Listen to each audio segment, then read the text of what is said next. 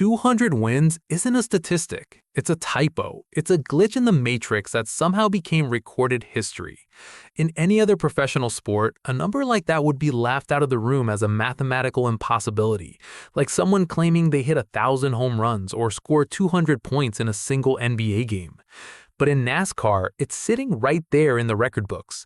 Richard Petty, 200 wins. The next closest driver? David Pearson with 105. Petty didn't just beat the competition. He lapped them, doubled their score, and then kept driving until the engine cooled down. This is legacy motoring, and I spend way too much time thinking about the unbreakable myths of automotive history. If you're someone who obsesses over the golden era of racing, the engineering wars, and the legends that built this sport, make sure to hit the subscribe button and give this video a thumbs up if this helps you out. Here's the thing about that number, 200. It's so large that it actually loses its meaning. We hear it, we nod, and we move on because our brains can't really contextualize what it takes to stand in victory lane 200 separate times. So let's break it down.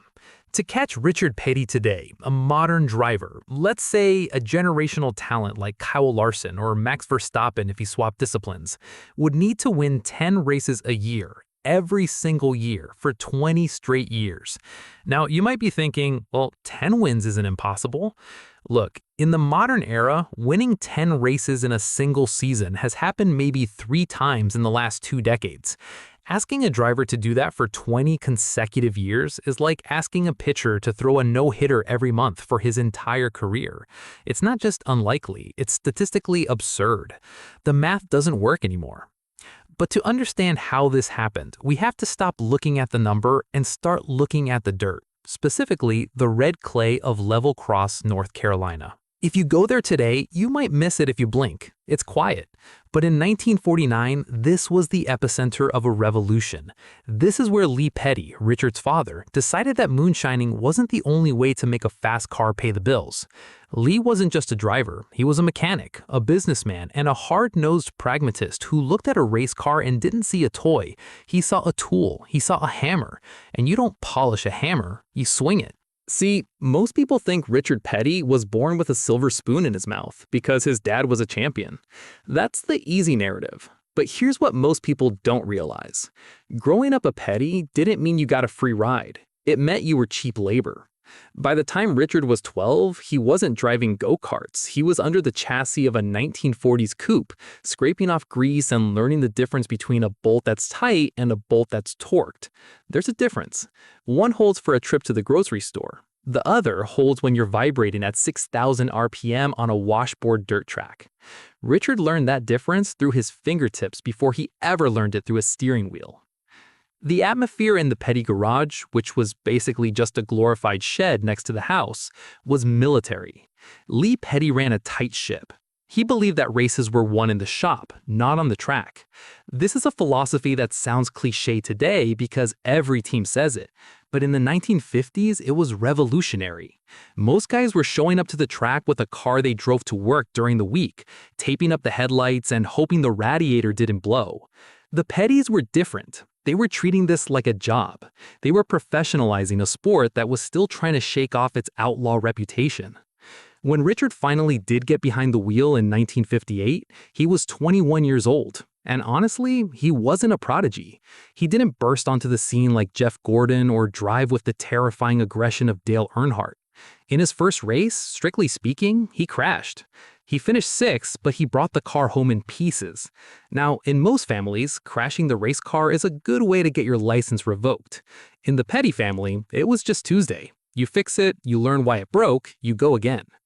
The transition from Lee Petty's son to the king didn't happen overnight. It happened in the harsh glare of the 1959 inaugural Daytona 500. This is a story that gets overshadowed by the photo finish, but it's crucial. Lee Petty won that race in a photo finish that took days to decide. Richard was there too. He drove a convertible. Yes, they raced convertibles back then, which seems insane when you think about the lack of roll cages. And he blew an engine. He watched his father make history from the sidelines. That moment is important because it established the hierarchy. The old man was the king. Richard was just the prince in waiting. But the shift was coming, and it arrived with a level of violence that changed the sport forever. In 1961, Lee Petty suffered a massive crash at Daytona that effectively ended his career as a top-tier driver. He went over the guardrail. It was horrific.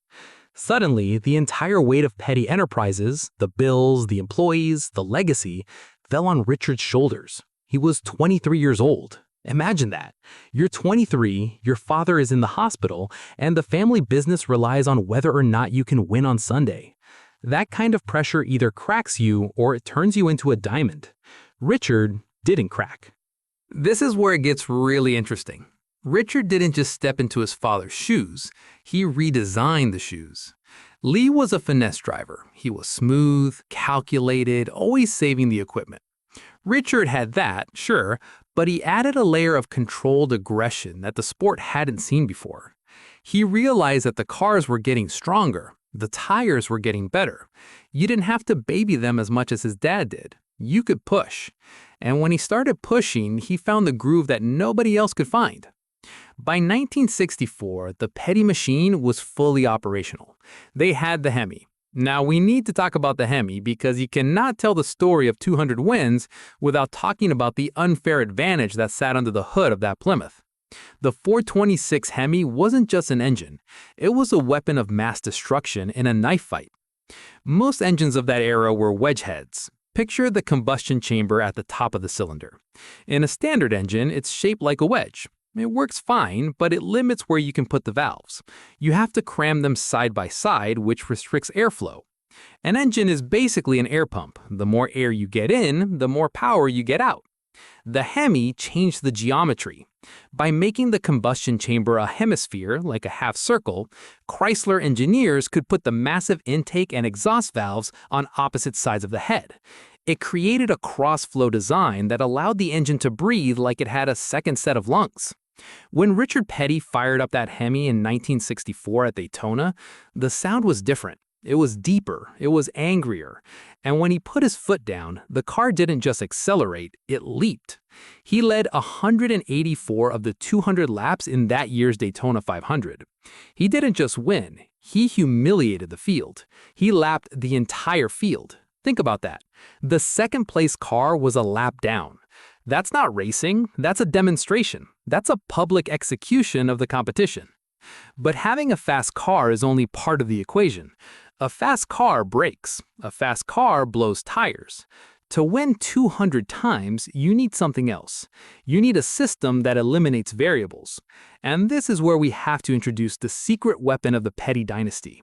He wasn't a driver, he wasn't an engine builder, he was a cousin. Dale Inman. Dale Inman is the most important person in NASCAR history that nobody talks about enough. If Richard was the talent, Dale was the architect. They were cousins, they grew up together, and they shared a brain. But here's the thing. While other crew chiefs were treating pit stops like a necessary evil, a pause in the action where you casually change tires and maybe wipe the windshield, Inman treated them like a combat operation.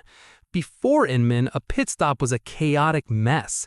Guys would jump over the wall with a cigarette in their mouth, jack up the car, maybe struggle with a lug nut and spill half the fuel. It was amateur hour. Inman looked at that and realized something profound. A second saved in the pits is worth just as much as a second gained on the track, but it's a lot easier to get. You don't have to build a faster engine to change a tire faster. You just need practice. You need choreography. So he drilled them. He assigned specific roles, one guy for the jack, one guy for the gas, two guys for tires. They practiced during the week. They practiced until their hands bled. They shaved seconds off the stop, turning 45-second disasters into 20-second ballades. In a 500-mile race with 5 or 6 stops, that's 2 minutes of free time. Do you know how far a race car travels in 2 minutes at 180 miles per hour? Miles, literal miles. Richard Petty was winning races before he even left the pit lane because his cousin had figured out the math of efficiency. And then came 1967. If 1964 was the introduction, 1967 was the empire striking back. This is the year that breaks the brain of any modern sports statistician. Richard Petty won 27 races. Let me say that again. 27. He entered 48 races and won more than half of them. He stood on the podium, top 3, 40 times. Now you might be thinking, well, the competition was weak. No, he was racing against David Pearson. He was racing against Cale Yarborough. These are Hall of Fame drivers. The difference was the car, the 1967 Plymouth Belvedere. It was a brick compared to modern cars, but it was a brick with a Hemi and a suspension setup that Dale Inman had perfected. The car didn't just handle, it stuck. It rotated in the corners in a way that terrified the other drivers. But the statistic that really matters, the one that makes 1967 immortal, is the streak. 10 wins in a row. 10 consecutive victories. Think about the variables in racing. A blown tire, a loose lug nut, a spun-out lap car, an engine failure, a sudden rainstorm. To win 10 races in a row means you have to defeat not just the other drivers, but chaos itself. You have to be perfect for 3 months straight. From August 12th to October 1st, nobody else in the Cup Series visited Victory Lane. It was just Richard. Here's what most people don't realize about that streak. It wasn't just about speed, it was about psychological warfare. By the time Petty won his 5th or 6th race in a row, the other drivers were beaten before the green flag even dropped. They would see that electric blue Plymouth in the rearview mirror and they would just move over. Why fight it? It was inevitable. It was like fighting gravity. The psychological dominance was so total that second place became the new first place for everyone else. And speaking of that blue, let's talk about the color, Petty blue. It's iconic. It's probably the most famous color in automotive history outside of Ferrari red. But the origin story is pure accident, and it tells you everything about how scrappy this team really was. Back in the late 50s, the Pettys were building a car late at night. They needed to paint it, but they didn't have enough white paint and they didn't have enough dark blue paint.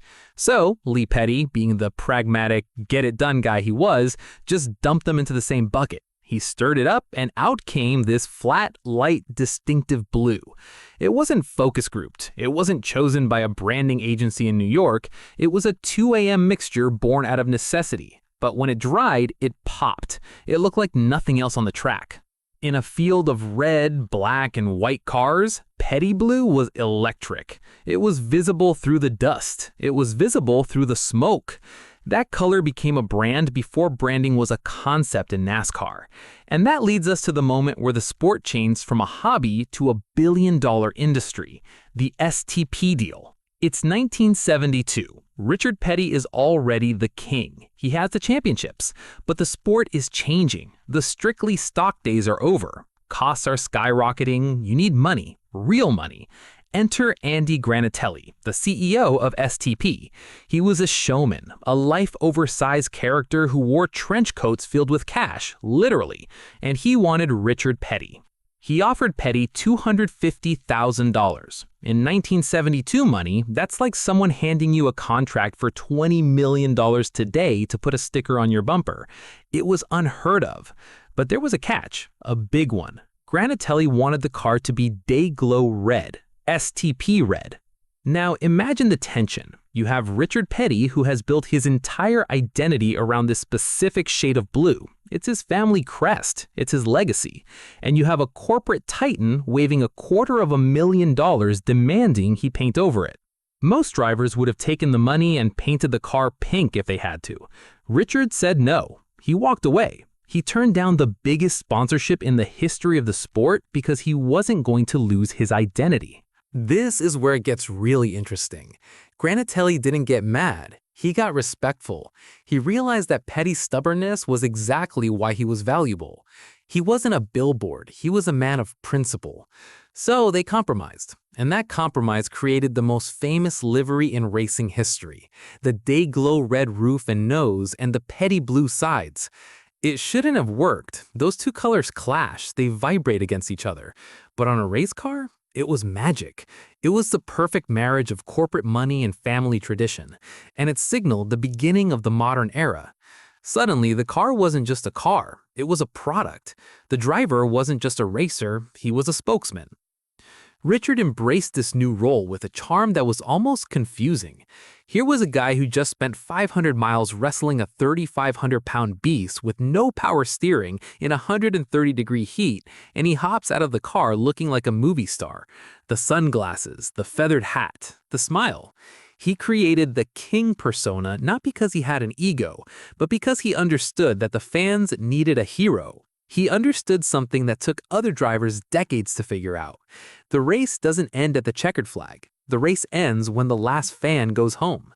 There are stories, hundreds of them, of Richard Petty standing by the fence at a dirt track in nowhere, Alabama, signing autographs for 4 hours. The sun would go down. The track lights would turn off. The other drivers would be halfway to the next state, eating steak dinners. And Richard would still be there, signing his name in that elaborate, loopy script for every single kid who waited. Why? Was it just because he was a nice guy? Maybe, but there was a calculation to it too. He knew that every autograph was a ticket sold for the next race. He knew that if he made a kid feel special for 10 seconds, that kid would be a Petty fan for life. And he was right. He built a fan base that was generational. Grandfathers passed down their allegiance to the number 43 like a family heirloom. By the mid-70s, Richard Petty was bigger than NASCAR. He was a cultural icon. He was in movies. He was meeting presidents. But on the track, the winds were shifting. The competition was catching up. The cars were changing. The technological advantage that Petty Enterprises had enjoyed in the 60s, the Hemi, the superior pit crew, the aerodynamics, was evaporating. Other teams were hiring engineers. Other teams were building wind tunnels. The gap was closing. And then came the crash that should have ended it all. Darlington, 1970, the Rebel 400. If you want to understand why Richard Petty is a mythological figure and not just a statistic, you have to look at the footage of this crash. He's coming off turn 4. The car gets loose, hooks the wall, and violently snaps back across the track. It hits the inside retaining wall, which was concrete back then, no safer barriers to absorb the energy, and flips. It rolls over and over. Violent, jarring rolls. Richard's arm is hanging out the window because window nets weren't mandatory yet.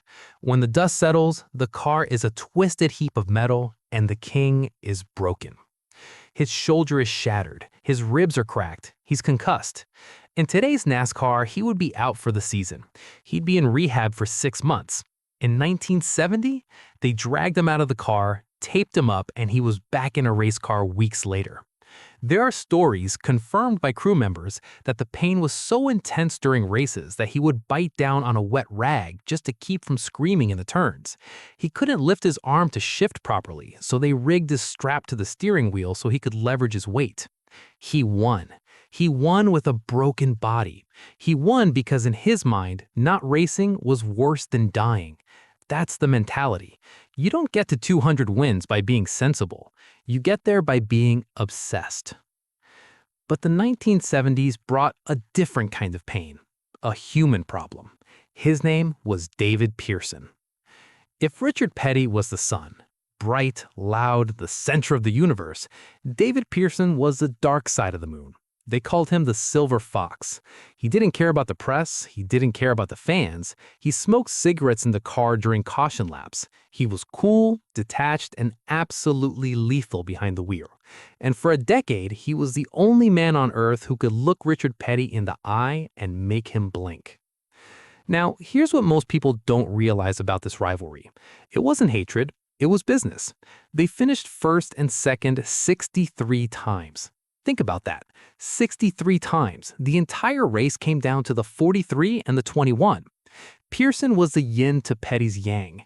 Petty wanted to lead every lap. He wanted to dominate. Pearson? He would sit on your bumper for 499 miles, just lading. He would preserve his tires, save his engine, and then, with 3 laps to go, he'd make his move. The most famous example is the 1976 Daytona 500. It's the last lap, they're nose to tail. Coming out of turn 4, they tangle. Both cars spin into the infield grass, crashing just yards short of the finish line. The engines stall. It's silent. The biggest race in the world has stopped and nobody has crossed the line. Petty's car is dead. The radiator is smashed. But Pearson, he remembers to push the clutch in as he's spinning. He keeps the engine alive. He chugs across the finish line at about 20 miles per hour to win the Daytona 500, while Petty sits there fuming. It was heartbreaking, but it was also perfect. It showed that even gods bleed. And yet, Petty kept winning. The wins kept piling up, 150, 160, 170. But the landscape was shifting again. We arrive at 1979. This is the year that changed everything. The 1979 Daytona 500 was the first 500-mile race broadcast live on national television from start to finish. Before this, you got highlights on the evening news or maybe a delayed broadcast. But CBS decided to gamble. And then a massive snowstorm hit the entire East Coast. Millions of people were trapped inside their houses with nothing to do but turn on the TV. And what they saw was madness. Richard Petty wasn't the fastest car that day. Cale Yarborough was. Donnie Allison was. They were battling for the lead on the final lap, banging doors, trading paint, fueled by pure adrenaline. Petty was a distant third, half a lap back, just hoping for a miracle. And he got one. Yarborough and Allison crashed each other out in turn 3. They wrecked. And then, on live national television, they got out of their cars and started a fist fight in the infield. Helmets were swinging, punches were thrown. It was raw, unscripted chaos. And while the cameras were zoomed in on the brawl, a blue and red Oldsmobile, Petty had switched manufacturers by then, came cruising by to take the checkered flag. He won by being the smartest guy in the room. He knew that Cale and Donnie were going to kill each other. He told his crew on the radio, they're going to wreck. He drove knowing that patience was his only weapon against their speed. That win didn't just add to the tally. It launched NASCAR into the mainstream. Suddenly, everyone knew who Richard Petty was. He was the guy who won while the other guys were fighting in the mud. But by the early 80s, the magic was fading. The wins were getting harder to find. The cars were becoming aerodynamic wedges, unrecognizable from the stock cars of the 60s. The competition was getting younger. You had a kid named Dale Earnhardt, the Intimidator, who drove like he was mad at the pavement. You had Bill Elliott, who had engines that seemed to defy physics. Petty was in his 40s. His reaction times were slowing down. The team, Petty Enterprises, was struggling to keep up with the engineering breakthroughs coming out of Detroit and Charlotte. The wins trickled to a stop. 1983 was a struggle. He left his family team for a year to drive for Mike Curb, just to prove he could still win. He did, picking up win number 198 and 199, but the big one, 200, was looming like a specter. It was a number everyone talked about. The press asked him about it every week. When are you going to get 200, King? Is this the week, Richard? The pressure was suffocating. Most drivers would have folded. Most athletes retire when they realize they aren't the best anymore. But Richard Petty had one more miracle left in the tank. July 4th, 1984, the Firecracker 400 at Daytona. The setting couldn't have been more scripted if Hollywood had written it. It's Independence Day. It's Daytona, the cathedral of speed. And in the grandstands, for the first time in history, a sitting president of the United States is watching, Ronald Reagan. Air Force One lands right next to the track during the race. The race is paused so the president can give the command to restart engines. The atmosphere is electric. It's patriotism, horsepower, and history all colliding at 200 miles per hour. Petty is driving the number 43 Pontiac. It's fast, but Cale Yarborough, his old nemesis from the '79 fight, is faster. Cale has the dominant car. With 3 laps to go, Cale passes Richard. It looks like it's over. It looks like the story is going to end with the king in second place, watching someone else celebrate in front of the president. But this is where it gets really interesting. This is where experience beats physics. Petty knew something about the aerodynamics of the Pontiac that Cale didn't. He knew that if he could get a specific angle on the back bumper of Cale's car, the air coming off his nose would actually lift the rear of Cale's car just enough to make him loose. It's a move called the slingshot, but a dangerous version of it. On the final lap, coming down the backstretch, Petty makes his move. He dives low. Cale blocks. They touch. At 190 miles per hour, they touch. Smoke pours off the tires. The crowd is screaming so loud you can hear it over the engines. Petty holds his line. He forces the issue. He drags the car alongside Cale, and as they come out of turn 4 to the finish line, it's a drag race. He wins by a fender. Inches. Win number 200. President Reagan comes down to victory lane. The Secret Service is freaking out because there are thousands of people swarming the car, but Reagan doesn't care. He wants to meet the king. There's a photo of them together, Reagan in his suit, Petty in his sunglasses, covered in sweat and grease. It's the pinnacle of American motorsport. It was the moment Richard Petty transcended racing and became a national monument. But here's the tragic part. Here's the part the highlight reels don't show you. That was it. That was the last time Richard Petty ever won a cup race. He would race for another 8 years. 8 long, painful years. He would drive until 1992. He would start hundreds more races, but he would never, ever cross that finish line first again. Why? Why did he keep going? Why tarnish the legacy with nearly a decade of mediocrity? It's the question every athlete faces, but for Richard Petty, the answer wasn't simple. Why stay? Why subject yourself to 241 races without a win? Why let the fans see the king struggle to finish 15th or 20th or crash out on lap 10? Most people think it was ego. They think he just couldn't let go of the spotlight. But if you look closer, if you really study the man, you realize it wasn't about the trophies anymore. It was about the ecosystem. Petty Enterprises wasn't just a race team. It was a town. It employed hundreds of people in level cross. It supported families. It kept the lights on in a corner of North Carolina that relied on the number 43 car being on the track every Sunday. If Richard quit, the sponsorship money from STP might dry up. If the money dried up, the shop closed. If the shop closed, his friends and family were out of work. So he drove. He drove the wheels off cars that were technically inferior to the new Chevrolets and Fords coming out of Charlotte. He drove because he had to keep the machine alive long enough to hand it off. And that handover happened on November 15, 1992. Hooters 500, Atlanta Motor Speedway. If you are a fan of racing history, this is the most important single day in the sport's existence. It was the perfect storm. You had the closest championship battle ever between Bill Elliott and Alan Kulwicki, the Underbird. You had the debut of a skinny kid with a mustache named Jeff Gordon, who would go on to redefine the sport. And you had Richard Petty's final ride. The past, the present, and the future, all on the same asphalt for a few hours. The race itself was a disaster for Richard. On lap 95, he got caught up in a wreck. His car caught fire. The front end was destroyed. The crowd went silent. It looked like the king was going out on a tow truck. But remember what I said about the Petty mentality? They didn't quit.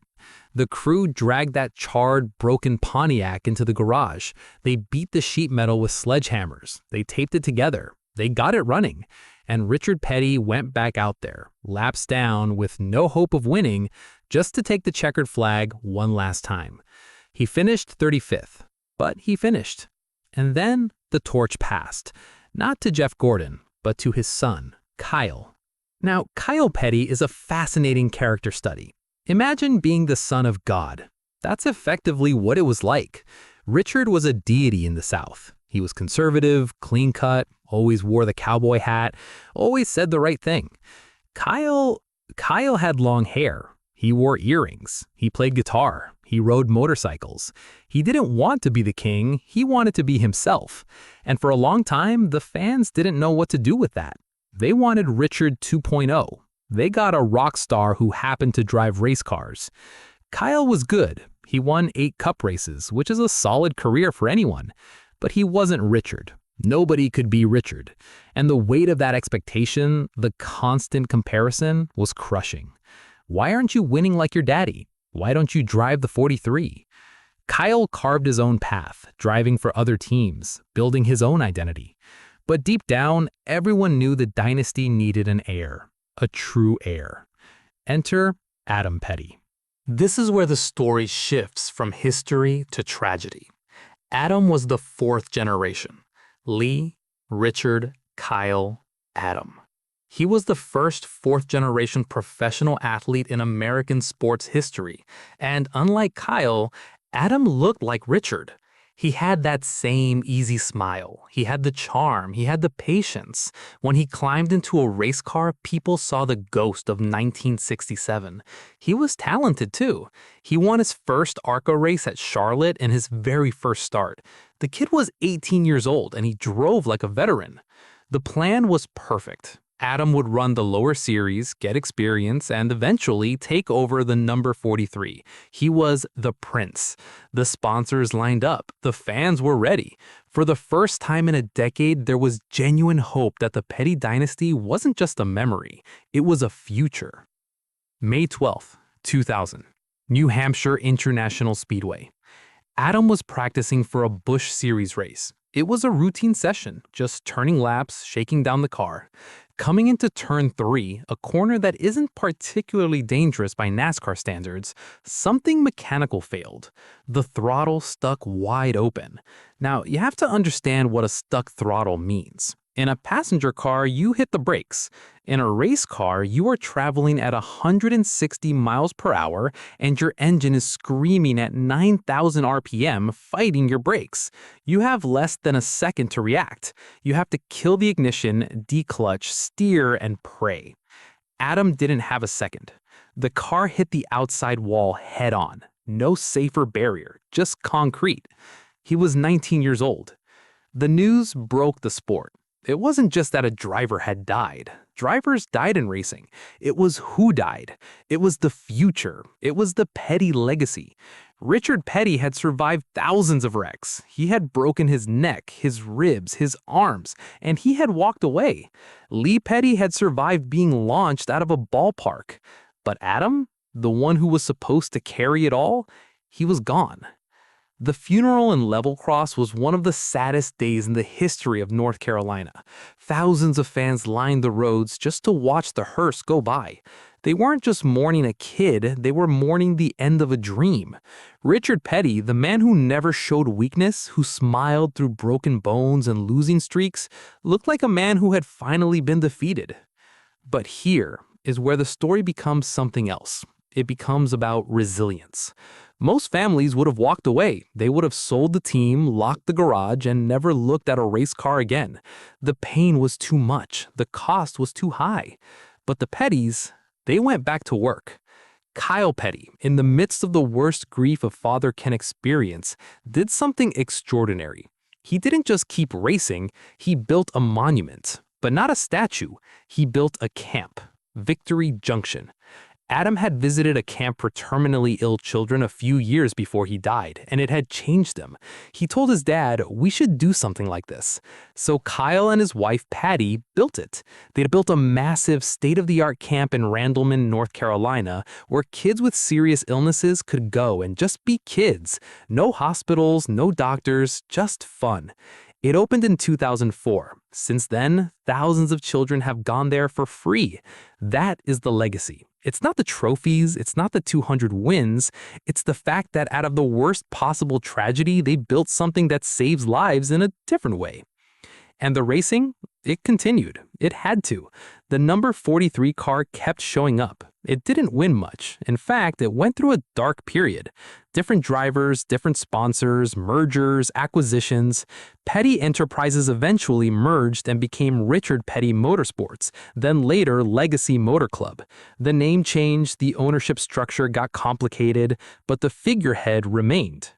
Richard is in his late 80s now, and if you go to a race, any race, you will see him.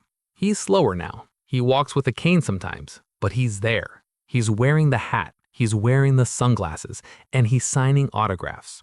Why? Because he understands that the legend of the king isn't about him anymore. It's about the sport.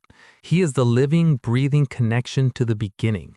When a young fan meets Richard Petty today, they aren't meeting a driver. They are meeting history. They are shaking hands with the guy who raced on dirt in 1958, who beat David Pearson, who survived the fire at Atlanta, who buried his grandson, and who still shows up. He is the constant. But let's go back to the math. because we need to close the loop on why 200 wins is truly, mathematically, impossible. We talked about the schedule, but we didn't talk about the technology of parity. This is the final nail in the coffin of the record. In 1967, Richard Petty's team built their own chassis. They built their own engines. They hung their own bodies. If they found a way to bend the piece of sheet metal that gave them 50 pounds more downforce, they did it, and nobody stopped them. Innovation was the Wild West. If you were smarter, you won. Today, the car you see on Sunday is a spec kit. NASCAR hands the teams the chassis. They hand them the body panels. The engines are heavily restricted and monitored by computers. The tolerances are measured in thousandths of an inch using lasers. If your car is off by a millimeter, you are disqualified. This means that the mechanical advantage, the unfair edge that Petty had with the Hemi or the suspension tricks, is gone. It's illegal. You cannot engineer your way to 10 wins in a row anymore. You are fighting for tenths of a second against 39 other teams who have the exact same equipment. So when we say 200 wins is impossible, we aren't insulting modern drivers. We are acknowledging that the game has changed. You can't compare a pitcher from 1890 who threw 600 innings a year to a modern pitcher on a pitch count. The sport is fundamentally different. But that brings us to the final question. If the record can never be broken, does it still matter? Or is it just a dusty number in a book? Here's the thing about impossible records. They don't just sit there. They loom. They cast a shadow over everything that comes after.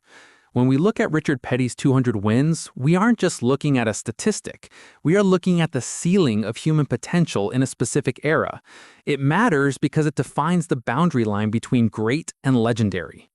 In modern sports, we are obsessed with the GOAT debate. LeBron or Jordan, Brady or Montana, Hamilton or Shoemaker. But in NASCAR, that debate is short. It's a monologue. You can argue about talent. You can say David Pearson was a better pure driver, or Dale Earnhardt was more intimidating, or Jeff Gordon was more polished. But you cannot argue with the arithmetic of 200. It shuts down the conversation before it even starts. And this is where it gets really interesting. The number 200 actually protects the sport's history. If someone could break it, if a driver today could win 20 races a year, it would mean the sport had broken. It would mean the parity rules failed. It would mean the competition was weak. The fact that nobody can get even halfway there proves that NASCAR has evolved into the most competitive form of motorsport on Earth. Petty's record is the anchor that holds the past in place while the sport drifts into the future. But let's pivot back to the man himself, because numbers are cold, and Richard Petty is anything but. Think about the physical toll. We mentioned the broken bones, but we didn't talk about the sheer endurance. For 35 years, Richard Petty drove race cars that had no air conditioning. The cockpit temperature would reach 140 degrees. He didn't have a cool suit. He didn't have a hydration system pumping electrolytes into his helmet. He had a rag soaked in water and a relentless will to win. He drove with ulcers. He drove with the flu. He drove after having 40% of his stomach removed. There's a story from 1980, Pocono. Petty crashed violently in turn 2. His neck snapped forward so hard it broke, a literal broken neck. He didn't tell anyone. He kept driving. He finished the season. When doctors finally x-rayed him months later, they asked, "When did this happen?" He just shrugged. That level of toughness doesn't exist anymore because doctors won't allow it. But it's part of the myth. The king wasn't just faster, he was harder to kill. And then there's the cultural impact. You don't have to be a race fan to know the name. Ask your grandmother. Ask a kid who only knows the king as the blue car from the Pixar movie Cars. That character, Strip Weathers, was voiced by Richard. The animators didn't just copy the car, they copied the soul of the man. They captured the dignity, the sportsmanship, and the weary wisdom of someone who has seen it all. That movie introduced the number 43 to a generation born 20 years after Petty retired. That is immortality. The Petty legacy also redefined the exit strategy. Before 1992, drivers just stopped. They faded away. Maybe they ran a few races in a lower series, or they just didn't show up one season. Richard Petty invented the retirement tour. He announced a year in advance that 1992 would be his last ride. He gave every track, every promoter, and every fan a chance to say goodbye. It was a marketing masterstroke, sure, but it was also a genuine thank you. Now, every major driver does it. Jeff Gordon, Tony Stewart, Dale Earnhardt Jr., they all followed the blueprint Petty drew up. So, where does that leave us? It leaves us with a paradox. The sport has moved on. The cars are safer, slower, and identical. The drivers are younger, fitter, and more media-trained. The tracks are corporate monoliths. And yet, the ghost of the 1967 Plymouth Belvedere still haunts every single race. Every time a driver dominates a season and wins 5 or 6 times, the announcers will inevitably say, well, he's having a great year, but he's no Richard Petty. The 200 wins are a monument to a specific moment in time when American engineering, cowboy capitalism, and raw talent collided perfectly. It was a time when a family from a tiny town in North Carolina could outsmart Detroit. It was a time when a cousin with a stopwatch could revolutionize pit stops. It was a time when a paint color mixed in a shed could become a global brand. We will never see it again. The world has become too efficient, too regulated, too safe. We have traded the wild dominance of the king for the manufactured parody of the playoffs. And maybe that's good. Maybe it makes for better TV on a Sunday afternoon. But it means that the peaks are lower. We have raised the floor, but we have lowered the ceiling. Richard Petty sits on that ceiling, looking down, untouchable. When you drive through Level Cross today, the museum is there. The old race shop is preserved just like it was in the 60s. You can walk in and smell the stale oil and the old rubber. You can see the tools Lee Petty used. You can see the twisted metal from the crashes. It's quiet. It feels less like a garage and more like a church. And in the center of it all, there is usually a car. Number 43, Petty Blue, STP Red.